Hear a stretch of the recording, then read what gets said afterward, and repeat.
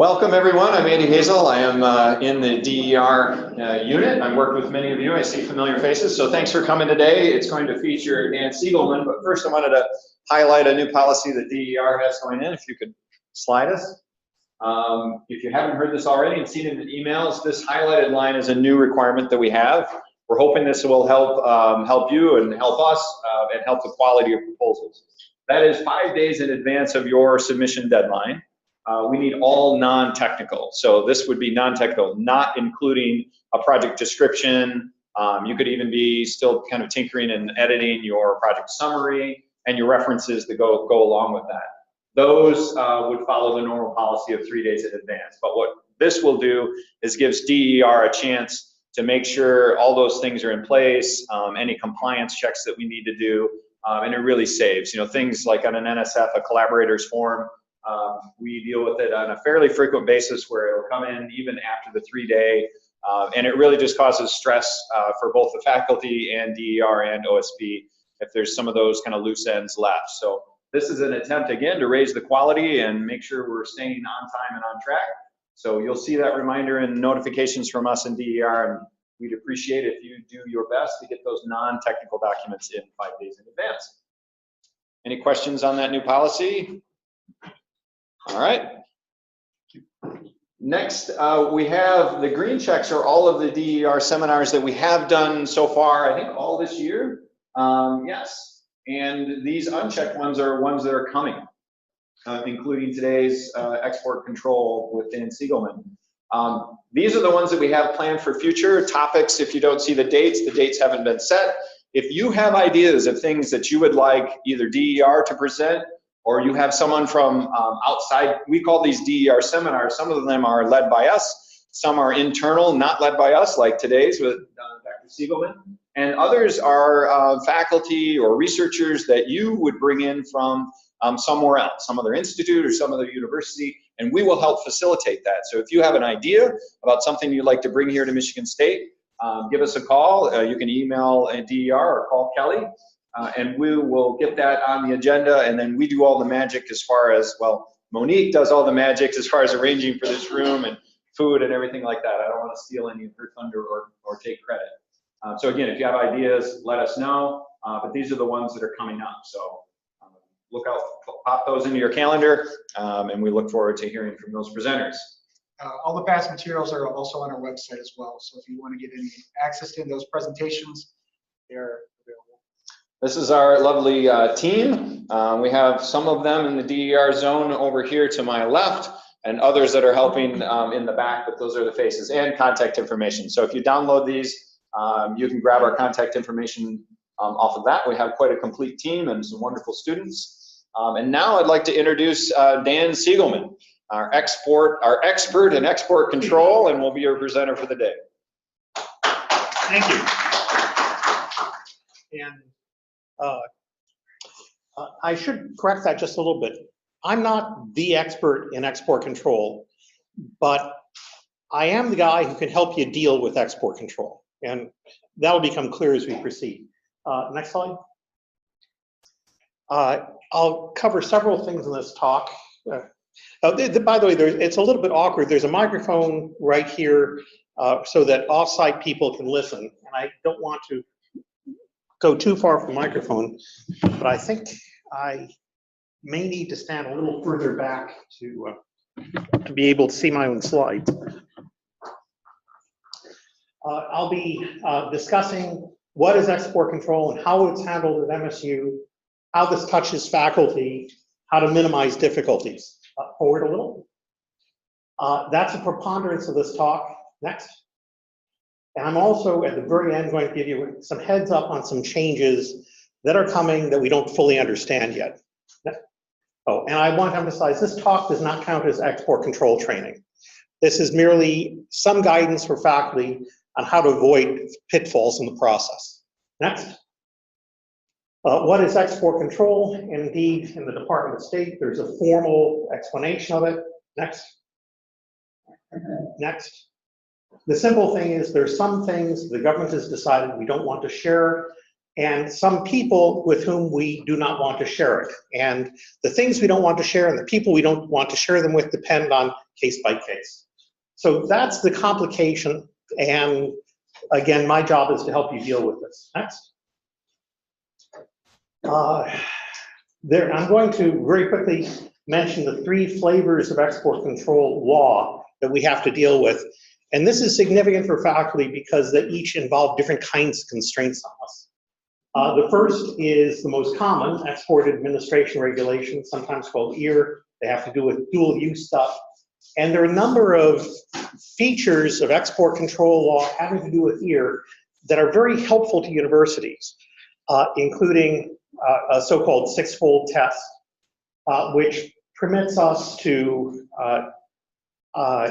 permit non-US persons to use export controlled equipment so long as we take certain precautions like locking up repair manuals. So we like EAR, easy to deal with. Next. ITAR, we occasionally come across in the university, in our university setting, and it has to do with stuff with pretty direct military applications, and as you can guess, it's a little more difficult to deal with. So you may recall how easy it was to deal with an export control item that was under EAR. Now you're doing something under ITAR, and you'll say, why is this more difficult? And that's because the pertinent law is different. And then next. And finally, there are trade sanctions. And this is managed by the Department of the Treasury. This used not to be a significant thing in universities. It's becoming a little more significant because of sanctions, particularly on Russia and on Iran. In each case, there are sanctions on the energy sectors, which generally means hydrocarbons. And whereas it used to be easy to bring in someone whose background was in, say, petroleum engineering, to be a graduate student or a postdoc here, it's now a bit more difficult. Next.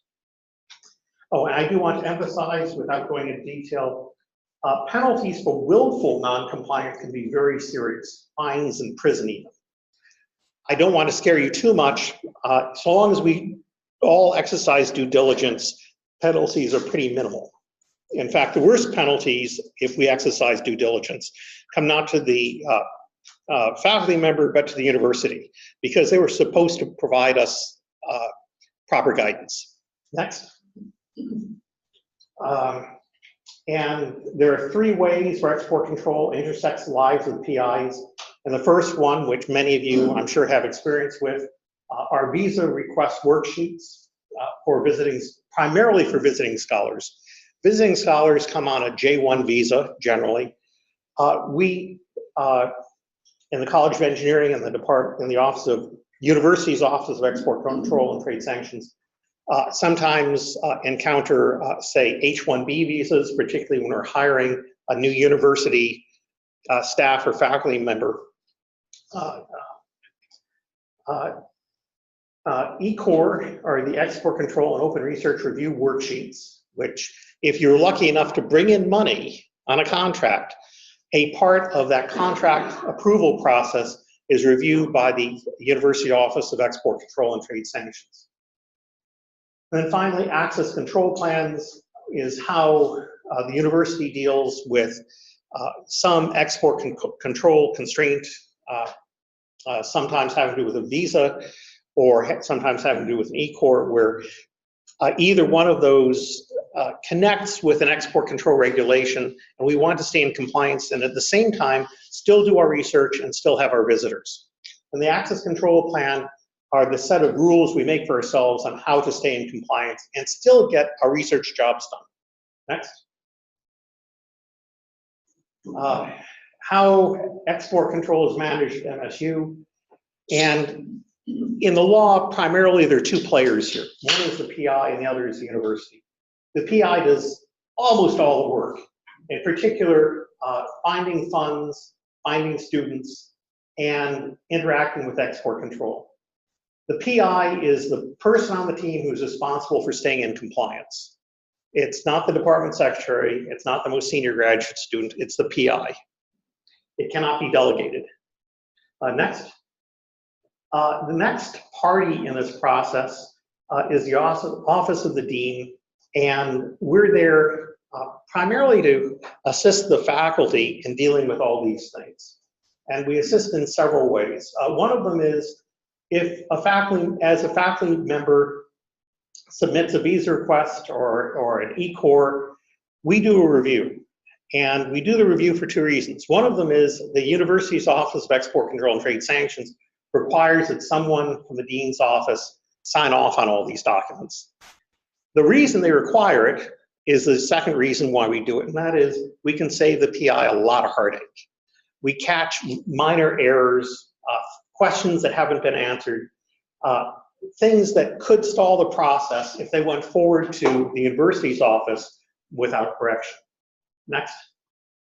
So across the river, next, is the university's Office of Export Control and Trade Sanctions. They have many rules, but one of them is to approve research contracts, the E-Corps, and to approve visa requests. And sometime, okay, next, as it shows there, they're the people who are delegated to keep the university in compliance. And they are the university's experts in export control. They're experts in export control, they're not subject matter experts. And next, when issues come up, they require that, often what they require is someone who is a subject matter expert and someone, which is usually the PI, and also someone who's the expert in dealing with export control and trade sanctions. That's me. That's what I'm expert in, at least as expert as one can be.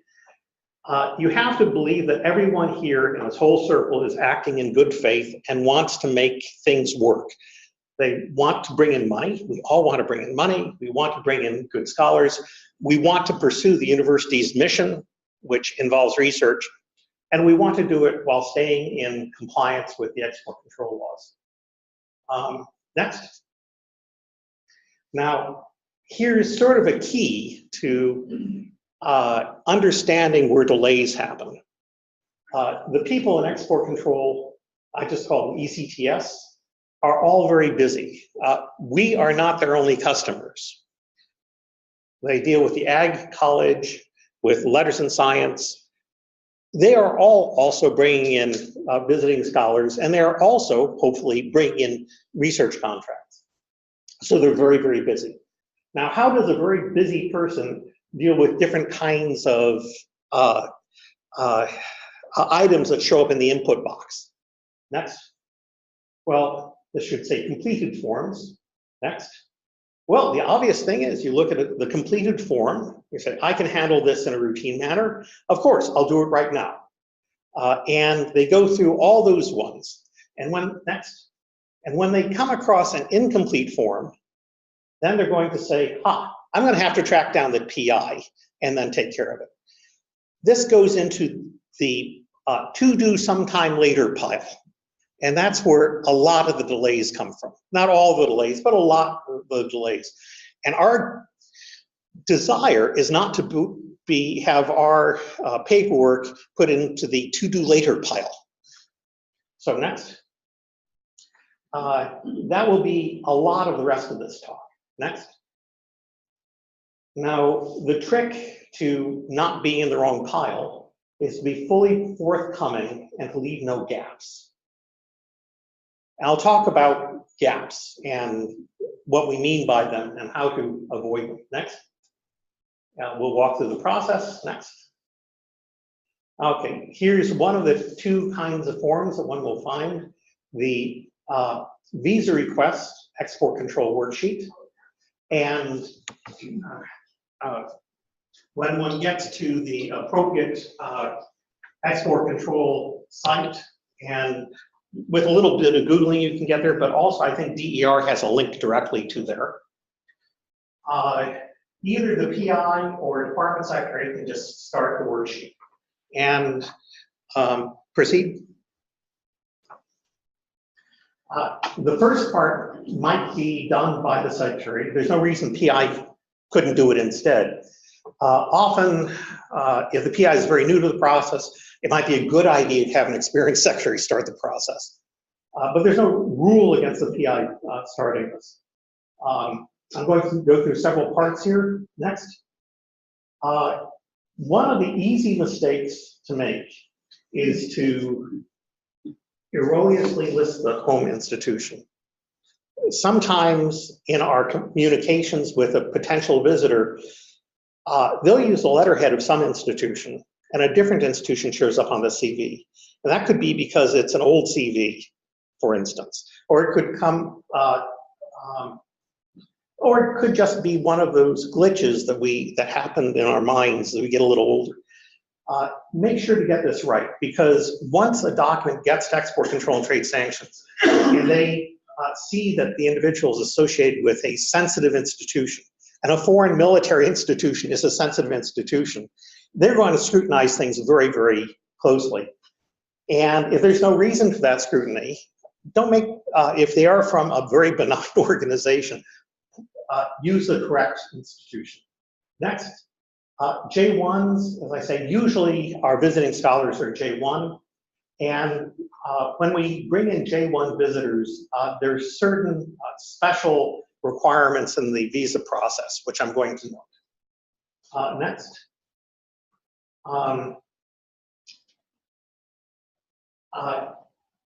One of the things export controls and trade sanctions is going to want to know is what is the source of funding for this individual. Now, when they ask for an account number and you say not applicable, you haven't really answered their question. That's okay, that's a perfectly legitimate answer. But somewhere later in the document, you're going to have to provide that information. And we'll hit that soon. Next. As I say, this is the first part of the visa request. If it's done by a department support person, they'll push the button, or the PI will push the button, and next. The PI is presented with the rest of the worksheet already populated from that first part. Now here I'm inviting the Israeli movie star Gal Gadot, and somehow I made a mistake. This should say J1 because the previous form said J1. I'll fix that in the next iteration. Next, that not applicable answer to the account information is propagated over. Next. And I also want to point out that in general, I am the entity reviewer. You put my name in, Siegelman. Now, it's incorrect as it stands right now because the rules, the university rules, are that no one may approve their own form. So I may not be entity reviewer for my own visa request. That would have to be John Verbancourt. But for the rest of you, please put down Siegelman. And even if you think that John Verbancourt is more knowledgeable about your topic, because it has to do with electrical engineering, John has not reviewed a visa request in years. It will always come back to me. And putting John on there only means that he has to send me an email with a heads up that there's a visa request waiting in the dashboard for me to pay attention to. So again, for the rest of you, please put my name as entity reviewer. Next. There are two ways of entering information. There's the questionnaire, which will have to be filled out, and then there's some attachments that you will upload, and they're all very important. There are 18 questions, all of which are important, and let's proceed. Now, when we talk about questions, as I say, we need to be forthcoming, and there are a lot of ways of not being forthcoming. And imagine this fellow here who's thinking very hard, and he, to continue what he's doing, he asks the question. Do you have the time? This guy looks at his watch. Next. And then walks away. Yes, he was perfectly honest. Yes, he had the time. But implicit in the question was, what is the time? So don't merely say yes and then walk away. Next. So wherever you have a yes, it automatically raises red flags, and that's fine. We want to be fully representative, fully correct in these forms, and if there are red flags waved, then there will be steps taken to resolve any concerns. But if you raise any of those red flags, you need to answer some information. For instance, if one of the questions is, are there export-controlled materials associated with EAR on this form, in this project, and you say yes, by golly, you should also take the opportunity to write in comments what those materials are. Okay, now we're getting to that information gap I was talking about before. You did not provide say in the beginning of the form, you didn't provide a charge number to support your guest when the guest is visiting. Well, here's your opportunity to explain how that guest will be supported. The question is not quite complete. The question is, did or will any funding to support the recipient at MSU originate or flow through foreign government, foreign agency, or other non-US entity? Well, in fact, even if the person is self-supported, if they're using their savings, that's foreign money, so you say yes. If you said no, then, and this went to export control and trade sanctions, they say, you didn't tell us where the money came from. The same thing is, do you have the time? Yes, and walk away. They were asking money questions they wanted. Now, it could be that this person is supported by their home institution. Then the answer is still yes. And you say, this person is supported by home institution. If he's self-support or supported by his family, say yes, using family monies. If the person is supported by his home institution, you say so. If this person is supported by the Chinese Scholarship Council, and by the way, I wish we had a scholarship council in the US, it would be much more helpful to maintain the level of scholarship we need. And then you would say, yes, Chinese Scholarship Council. Now there's another really interesting place, and that is sometimes the answer is no and you still have to make a comment. Because you had said NA in the beginning, you still have to tell them where the money comes from.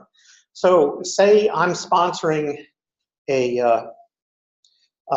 say I have a cousin from Israel, make it more interesting. Say I have my wife's cousin from China, comes here as a visiting scholar and is going to work with me, and my wife is going to fund him. Well, that's not foreign money. So you say no, and you still make a comment saying, this person is going to be funded by his auntie who lives in Michigan. Again, don't leave that information. That's a question they want answered. So be creative if you have to make sure that you answer the question. I think I spent enough time on that. You hit submit, and the form comes to me. Again, don't be stingy with information. Next slide. Now, I said that there were two ways of providing information, and you have to answer questions 1 through 18 in the questionnaire. There are also some pieces of information you must upload with the visa request. One of them is CV. Any visitor, they want the CV. Another one is statement of work. Any visitor, they want the statement of work. A statement of work need not be too much. It could be just a quarter of a page. Something so that someone knowledgeable in the technology would understand the nature of the research and the tools being employed.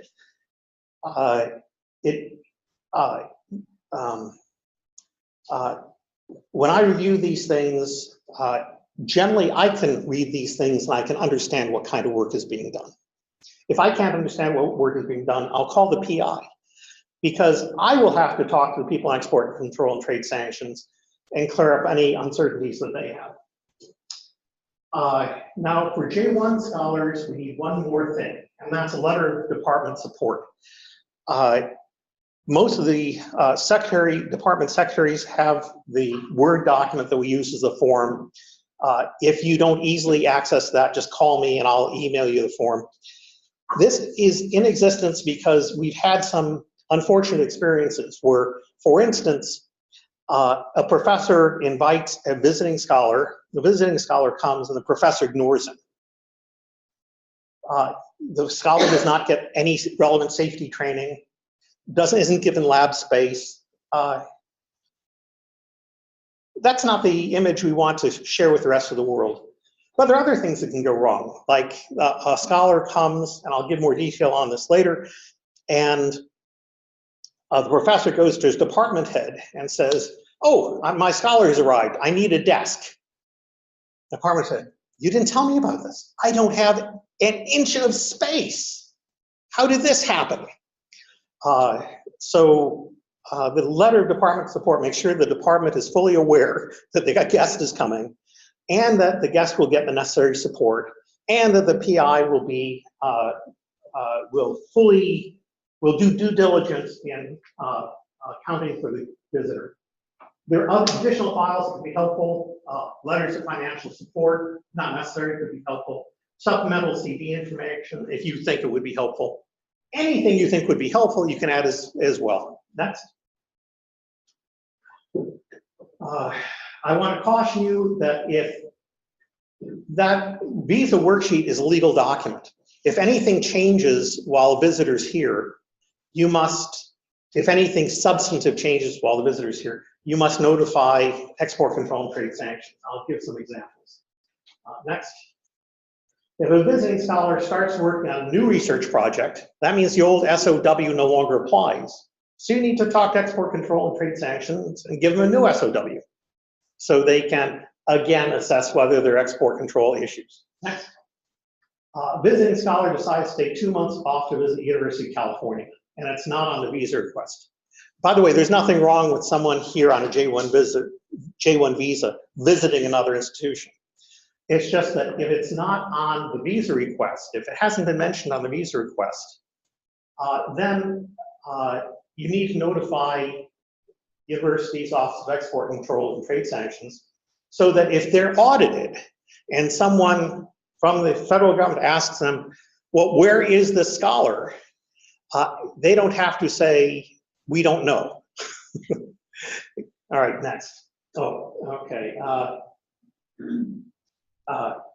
Okay. Now let's talk about the export control, open research review worksheets. I just think of them as e-cores. And again, a department secretary can initiate it, or the PI can initiate it. If I were a new PI, I watch over the secretary's shoulder as she did this to make sure I understood how it worked. Some of this information will be pre-populated from the proposal. That's next. Again, I list myself as PI and as reviewer, that's incorrect. But for the rest of you, it should be Stiegelman. And yes, choose me. Also, this has a questionnaire and it has mandatory attachments. Next. Again, if you select yes to anything, provide details. Do you have the time? Give them the time. Next. Oh, and by the way, one of the issues, one of the questions is there a non-disclosure agreement involved? And there are many, if you say yes, there are many reasonably good answers you can provide. One of them is there is an NDA as part of the contract. There, you could say there is an NDA being negotiated, or you can say there is an NDA that is negotiated and I have uploaded it. Again, you upload any documents that can be helpful in assisting export control and trade sanctions to evaluate the issue. Next. What needs to be uploaded in every e-core, we require an SOW. And as we required a statement of work for visiting scholars about what they'll be working on, this is a statement of work about what will be done on the contract. It need not be long. It should be something that someone knowledgeable on a topic could fully understand.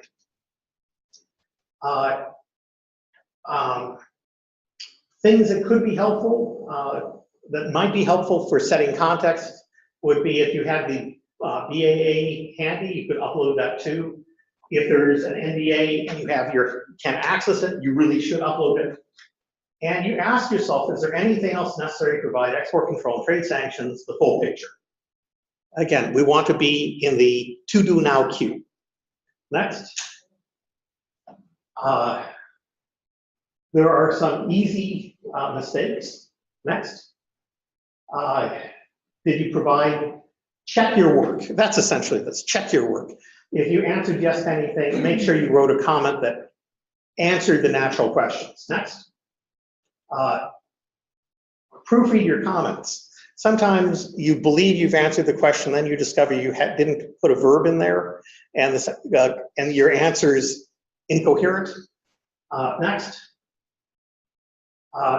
Did you upload all mandatory and helpful files? Another one that's easily missed. Next. Can these files be opened? Next. And sometimes they can't. So again, check your work. Next. I promised to talk about access control plans. And access control plans can be initiated because of visa requests, eCores, or purchase orders. If you purchase something that has an export control feature to it, if you do it legitimately and do it through the MSU purchasing department, if there's an export control issue, they'll raise the flag. And if there's any export control issue on a visa request, eCore, or some item you purchase, the Department of Export Control and Trade Sanctions will write an access control plan. And the access control plan merely says how we're going to deal with the situation and stay in compliance. For instance, if there's, believe it or not, chromatographs are export controlled. Well, they're also, the point is they're export controlled under EAR. So that means all we have to do is hide the repair manuals, maintenance manuals, prohibit anyone from opening them up. And of course, most faculty will tell their students, if you open up my $600,000 piece of equipment and void the warranty, don't worry about export control, worry about me. So, as I said, they provide some guidance on how to stay in compliance. In very rare cases, the rules will be such that there will be some things that can't be investigated, which no access control plan will help. And my example is if you have a visitor from a non-NATO country and he wants to work on encryption, that might not be permitted. Encryption is a special category. Next. If there is an access control plan, you treat it, well, I always say treat export control the same way you treat environmental safety and health rules.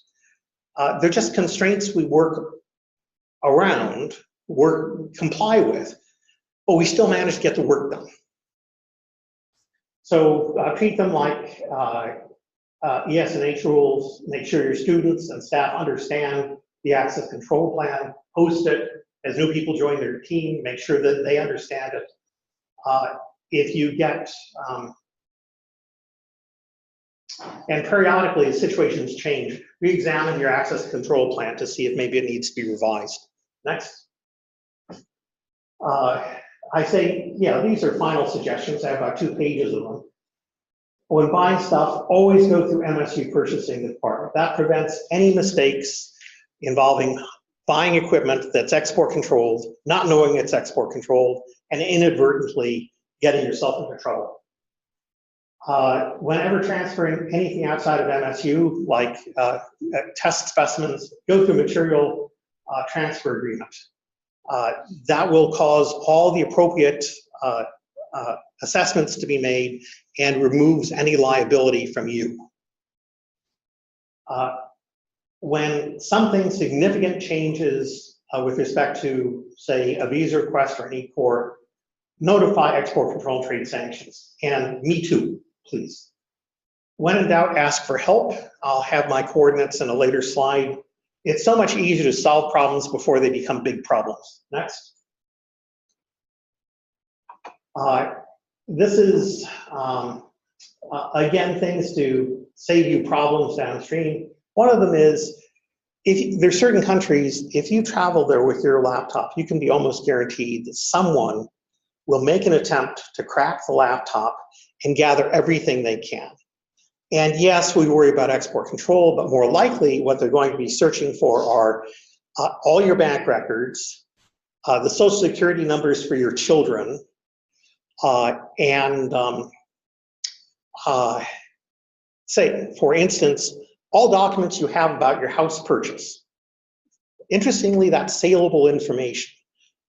So instead of bringing your own laptop, borrow one from Dex and be stingy about what you put on it. That'll just save you, can conceivably save you a lot of heartache, identity theft, things of that sort. Keep track of when your postdocs and visitors' visas are going to expire. Sometimes you have a graduate student who just doesn't think about it until he realizes that his visa will expire tomorrow. That's too late. You expect more responsible behavior, but as a faculty member, it's generally good that you keep track of this so that you know that you can apply for the visa renewal, say 2 months in advance. When in doubt, ask for help. And this is a slide I just introduced, sort of interrupting the ask for help part. The John McCain National Defense Authorization Act was passed about 2 months ago. And it has a lot of changes, at least addresses a lot of changes with respect to export control. But the regulations associated with that act have not been written yet. The indications are the export control regulations will become much more stringent. We don't know exactly what they are going to be, but we know they're going to change. The act, if you read it literally, suggests that some of those nice features about the dual use rules under EAR may get as strict as the rules under ITAR. In fact, those rules might end up getting merged. There's a focus on foreign talent programs, and what we believe they have in mind, what we believe Congress has in mind, is things such as the Chinese 1,000 Scholar Program. I see nothing wrong with the 1,000 Scholar Program. I wish we had something like a 1,000 Scholar Program in the US. But apparently some people in Congress are very sensitive about that. And if one participates, if say one participates as a scholar going to China for a year and then coming back, that might possibly change eligibility for DOE, the Department of Defense funds. We do not know. It's hard to tell what a law really means until regulations have been written on it. And by the way, China is not the only nation that has similar programs to bring foreign scholars in to spend time and share information. Almost every high-tech country does. Nothing as large as the 1,000 Scholars Program, but China's not the only one.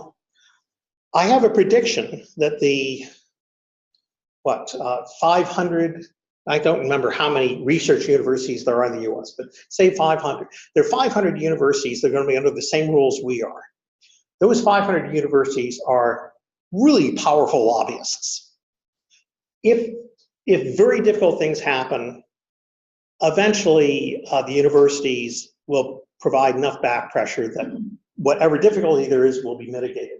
So this is a heads up, but at the same time, it's a statement of don't worry too much. Don't be surprised, but don't worry. And also, in the same vein, all faculty should make sure that their MSU outside work for pay disclosures are current. Again, from this, there may be audits. And one of the features that may be audited is, does all the faculty habitually keep their outside work for others current? Okay, next. Okay, My job, at least half my job, is make your job easier. And I enjoy company. Give me phone calls, drop by. Again, it's so much nicer to talk about things before problems arise. If problems do arise, part of my job is help you solve those problems. Any questions? Yes.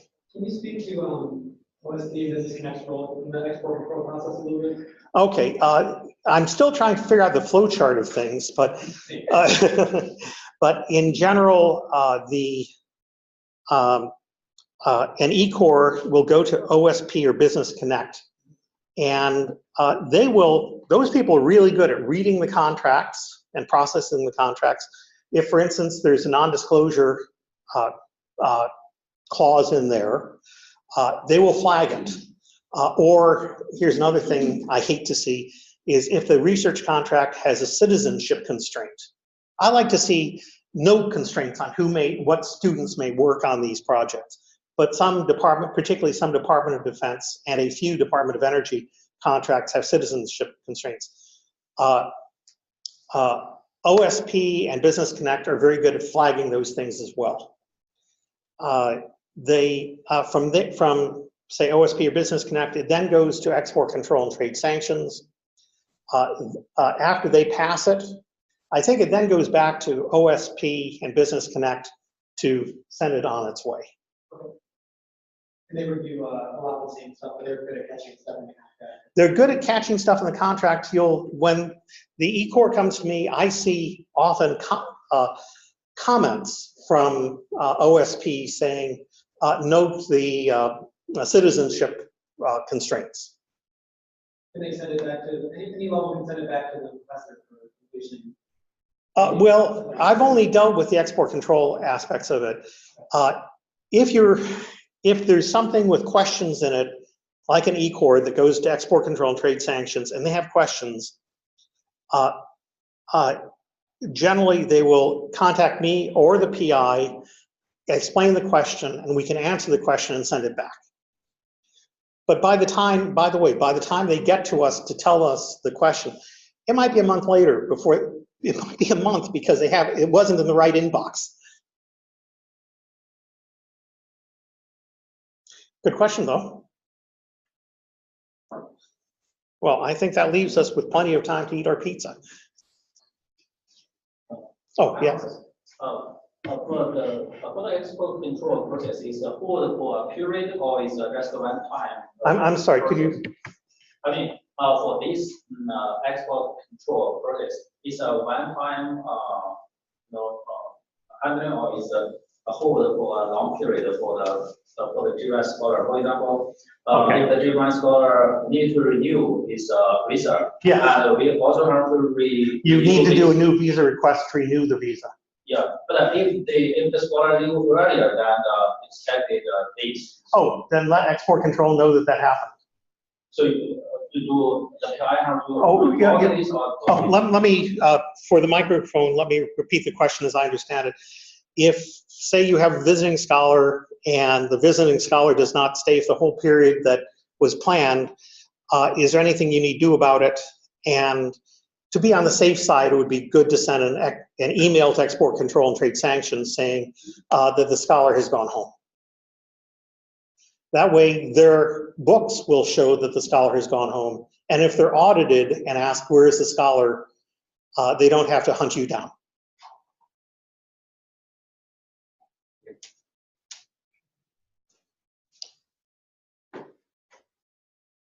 Is that it? I have one last question Yes. for DER. There are some cases, like if we see in a proposal that there's an NDA, Yes. we will sometimes, either on our own or triggered by the PI, Yes. start an E-Core.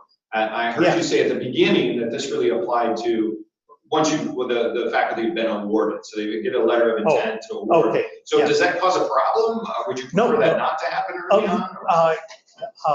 I prefer that, okay, I've got to word this carefully. Usually, even if there's an NDE, that's not a problem. And I don't need to see the E-Core until the money's been awarded. Okay. If you know that there's going to be a problem like citizenship constraints, Whether I see an E-core or not, I'd like to know about it, because maybe I can help the faculty member deal with it. Okay, so it's good to have that heads up even in. Yes. Right. Are there any other questions? Well, thank you, Dr. Siegelman, for presenting today. Please grab pizza on your way out if you want any more. And don't forget about the upcoming seminars if you'd like to come back to those or have suggestions for future ones. Thanks, everybody.